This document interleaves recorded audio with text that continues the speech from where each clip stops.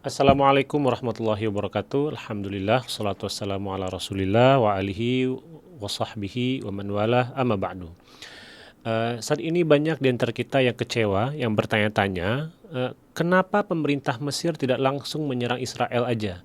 Kenapa pemerintahnya ya terkesan malah diam aja saat saudara-saudara kita di Gaza dihabisi, digenosida? Kenapa tidak ada seruan apapun dari pemerintah Mesir? Tidak ada seruan perang, tidak ada seruan untuk menghancurkan seperti yang dilakukan oleh Iran. Dan bahkan saat ini ada teman-teman kita, sahabat-sahabat kita yang sedang melakukan aksi global march ya ke daerah Rafah, tapi malah dihalang-halangi, malah dideportasi.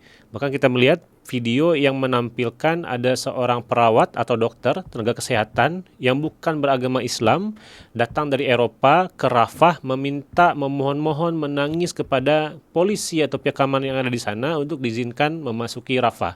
Lalu kenapa pemerintah Mesir tidak mengizinkan seperti itu aja? Nggak langsung izinkan, silahkan gitu ya. Belum lagi ada pertanyaan kenapa Al-Azhar diam aja, tidak ada seruan apapun. Di saat banyak sekali saudara-saudara kita yang kehilangan rumahnya dan kehilangan tempat tinggalnya. Pertanyaan seperti ini tentu sangat wajar sekali. Betapa hati kita tidak terbakar, tidak perih melihat kenyataan dan fakta dan realita yang terjadi di sana, sementara kita nggak bisa ngapa-ngapain. Namun begitu, saya tetap menyarankan untuk kita semua harus berbaik sangka. Barangkali banyak hal yang tidak kita ketahui, karena memang sesungguhnya kita itu adalah musuh dari hal yang tidak kita ketahui. Oke, kita berandai-andai bagaimana kalau misalkan Mesir langsung menyerang Israel pada detik ini. Coba kita bikin semacam imajinasi atau semacam khayalan seperti itu. Dampak jika Mesir menyerang Israel. Ya, bagi Mesir dan sekitarnya, ini akan terjadi perang terbuka skala penuh antara kedua negara ini. Penutupan bandara akan terjadi, pastinya bandara akan dibom. Kita lihat sekarang, perang antara Iran dan Israel, bandara di Tel Aviv ditutup, jadi nggak bisa kemana-mana. Ketika Mesir menyerang Israel, pasti pihak Israel pun juga akan menyerang Mesir. Ya, Al-Azhar akan hancur, fasilitas-fasilitas umum akan hancur, akan banyak nyawa yang melayang, dan tidak menutup kemungkinan akan banyak sekali mahasiswa kita yang akan terdampak. Pada saat ini, pasti kedua negara akan menerapkan situasi darurat nasional. Akan ada pembatasan aktivitas, akan ada pembatasan internet, dan juga akan ada pembatasan komunikasi. Nah, lalu apa dampaknya bagi mahasiswa Indonesia yang sangat banyak di Mesir? Yang pastinya kampus ataupun sekolah, ma'had, universitas akan ditutup oleh pemerintah Mesir sampai batas waktu yang tidak ditentukan. Bisa sampai sebulan ke depan, bisa 2 bulan ke depan, bisa setahun ke depan, 2 tahun ke depan, dan seterusnya. Tergantung bagaimana dampak dari perang tersebut. Mahasiswa Indonesia yang berada di sana itu nggak bisa pulang. Kenapa? Karena bandara ditutup. Lewat kapal, lewat laut itu nggak mungkin.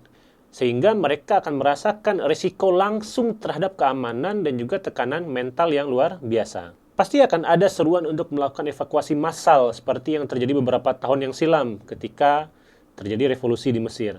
Nah, namun hal ini tidak akan mungkin dilakukan pada saat kedua negara ini lagi terjadi peperangan atau berbalas rudal misalkan. Lalu apakah ada dampaknya ke kita yang tinggal di Indonesia? Tentu saja ada. Dampak langsungnya adalah terjadinya gangguan terhadap logistik secara global. Harga BBM naik, harga kebutuhan pokok pun juga pasti akan naik. Belum lagi Indonesia akan mengalami dilema diplomatik yang sangat rumit. Belum lagi ketika barang-barang naik, maka akan terjadi demo di sana-sini di kota-kota di Indonesia. Belum lagi chaos, belum lagi kerusuhan, sehingga makin banyak mudarat yang kita rasakan baik di Indonesia ataupun di Kairo. Dampak global apakah ada? Pasti ada. Krisis regional pasti akan terjadi. Libanon akan kena, Suriah kena, Iran kena, AS pun akan juga ikut terlibat. Belum lagi kalau Rusia sama Cina menyokong dan membantu negara-negara yang pro kepada Mesir. Bukan tidak menutup kemungkinan, tapi kemungkinan sangat kecil sekali bisa terjadi pemantik untuk perang dunia ketiga.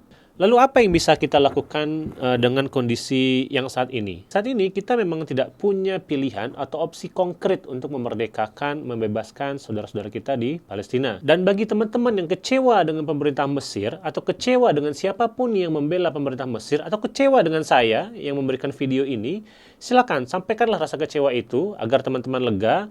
Nah, karena siapapun saat ini pasti akan kecewa karena kita tidak tahu apa yang kita lakukan di saat saudara-saudara kita mengalami hal yang mengerikan di sana. Tapi satu hal yang penting, jangan sampai kita terpecah belah, jangan sampai kita menyalahkan. Kepala kita boleh sama, tapi ijtihad kita untuk membebaskan Palestina bisa berbeda. Untuk teman-teman yang ingin menanggapi kekecewaan tersebut, ya, sampaikan penjelasan dengan baik, tidak perlu emosional, tidak perlu menyampaikan hal-hal yang tidak perlu kita menyalahkan teman-teman kita yang kecewa, karena itu hal yang sangat wajar sekali. Cukup kita jelaskan mana yang benar, mana yang salah, dan mana yang mesti kita diskusikan lebih jauh. Saya pun juga memesankan, ya jangan sampai ketika ada teman-teman kita yang kecewa, lalu kita malah marah kepada mereka, menuduh yang bukan-bukan. Sehingga pada akhirnya nanti kita akan saling membenci, saling menyalahkan, dan ini akan membuat mereka semuanya bertepuk tangan karena berhasil membuat kita terpecah. Nah, di video ini saya mencoba untuk memberikan solusi jangka pendek dan jangka panjang yang barangkali bisa membuka isi pikiran kita. Yang pertama, tentu yang mesti kita lakukan adalah memberikan donasi yang rutin, ya bukan hanya musiman saja. Kita galang dana sebanyak-banyaknya untuk membantu teman-teman dan keluarga kita di Palestina. Kemudian kita wajib dan harus menyebarkan edukasi yang jernih dan bernas soal isu Palestina. Jangan sampai ada orang yang menganggap bahwa isu Palestina ini hanya isu agama saja. Ini adalah isu kemanusiaan. Jangan sampai kita menganggap bahwa ini kan nggak terjadi di negara kita. Ini kan jauh di Palestina. Jangan. Jangan sampai kita tidak merasa perih, tidak merasa sakit ketika keluarga kita di sana. Ya, saya bahasakan keluarga karena memang meskipun kita berbeda dalam kebangsaan kita, tapi kita tetap dalam satu agama. Nah, jangan sampai keluarga kita di sana merasakan penderitaan, kelaparan, bahkan untuk minum aja pun sangat susah sekali. Jadi jangan sampai pernah kita menganggap hal ini biasa-biasa aja dan kita normalisasi. Ketika mendengar, oh Israel lagi nyerang Gaza, so kita, oh ya udah kan jauh di sana. Jangan. Ya, jangan sampai tidak ada rasa prihatin, ya rasa kecewa atau rasa kasih sayang kita kepada saudara-saudara kita yang ada di sana dengan menganggap hal ini biasa-biasa aja. Kemudian yang tidak kalah penting, kita harus memboikot produk-produk yang terafiliasi atau mendukung Zionisme, baik secara langsung ataupun tidak langsung, selama produk ini tidak ada alternatifnya. Tapi kalau ada alternatifnya, seperti merek-merek makanan yang masyhur itu, ketika sudah ada alternatifnya dan pilihan lain oleh produk-produk lokal, maka wajib bagi kita untuk meninggalkan hal seperti itu. Jangan sampai kita menganggap, wah ini kan cuma makan doang, masa makan aja harus memilih-milih sih? Tidak. Ya, ini bukan hanya sekedar makan aja, kita harus memposisikan, kita harus berpihak. Jadi di saat ini sebenarnya memang kita nggak bisa untuk netral. Ya nggak bisa untuk netral dalam artian, ya udahlah, saya netral, saya makan di makanan seperti ini, ternyata apa yang menjadi keuntungan di situ akan disumbangkan untuk menghancurkan orang-orang yang ada di Palestina. Kita harus memihak, kita harus memilih. Selain untuk membela saudara-saudara kita yang dari Palestina, memilih makanan dari produk Indonesia sendiri ini akan membantu untuk mengembangkan ekonomi lokal kita. Tapi kalau memang produknya tidak ada alternatifnya, ya apa boleh buat. Tetap kita pakai, tapi dengan tujuan, dengan niat untuk membebaskan Palestina nantinya. Lalu kita juga bisa di pemerintah memberikan tekanan diplomatik, ya baik melalui petisi, surat, opini publik, dan lain-lain sebagainya. Dan yang paling penting, kita harus jaga ukhuwah, hindari perpecahan. Karena kita sedang melawan penjajahan, bukan melawan sesama umat Islam. Selain rencana jangka pendek ini, ada beberapa hal rencana jangka panjang yang mesti kita dan wajib kita lakukan. Kita harus sama-sama membangun umat Islam penolong Palestina. Kalau kita benar-benar ingin membebaskan Palestina, kita harus membangun kekuatan. Dan kekuatan itu hanya lahir dari umat yang kuat imannya dan kuat akalnya. Jadi kalau kita adalah seorang mahasiswa, maka fokuslah belajar dimanapun kita belajar, di kampus manapun kita belajar. Jadilah orang cerdas dan jadilah orang soleh. Karena masa depan ada di pundak kalian. Pelajari sesuatu itu berdasarkan keimanan, bukan hanya mengisi akal saja. Jika kalian adalah orang tua, didik anak-anak kamu untuk memiliki keimanan yang kuat dan juga logika yang sehat. Kalau misalkan penjajahan ini tidak berakhir di generasi kita, kita berharap bisa berhasil nanti di generasi anak-anak kita. Jika kalian adalah dokter, guru, pengusaha, konten kreator, atau apapun itu, lakukan pekerjaanmu dengan sangat profesional. Niatkan semuanya menjadi bagian dari membangun kekuatan Islam. Karena kalau umat ini kuat, maka negara pun juga akan kuat. Kalau negara kuat, teknologinya bangkit. Kalau teknologinya bangkit, maka kita akan mandiri. Dan ketika kita mandiri, kita tidak hanya bisa menangis untuk melihat Palestina, kita bisa bertindak.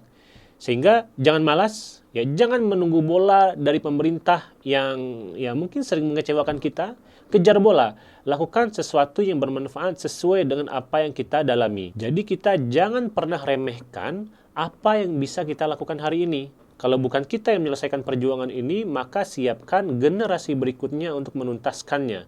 Niatkan setiap langkah kita untuk Islam, untuk kemanusiaan, dan untuk kemerdekaan Palestina. Jika kita adalah seorang dokter, maka kita niatkan. Kita ingin menyembuhkan orang agar orang ini bisa menjadi orang yang baik dan soleh dan cerdas sehingga bisa memperkuat negara kita. Ketika kita kuat negaranya, kuat ekonominya, kuat teknologinya, dan kita bisa mandiri, maka mudah-mudahan disitulah kita akan melihat saudara-saudara kita di Palestina akan merdeka. Semoga apa yang kita sampaikan ini bermanfaat untuk kita semua. Dan kalau ada yang ingin menambahkan atau ada sesuatu yang salah dari video ini, silakan disampaikan. Yang pastinya saat ini kita semuanya sama-sama berjuang dan niatkan apapun yang kita lakukan saat ini tujuannya adalah untuk memerdekakan saudara-saudara kita di Palestina. Jazakumullah khairal jaza, barakallahu fikum. Terima kasih telah menonton video ini. Wassalamualaikum warahmatullahi wabarakatuh.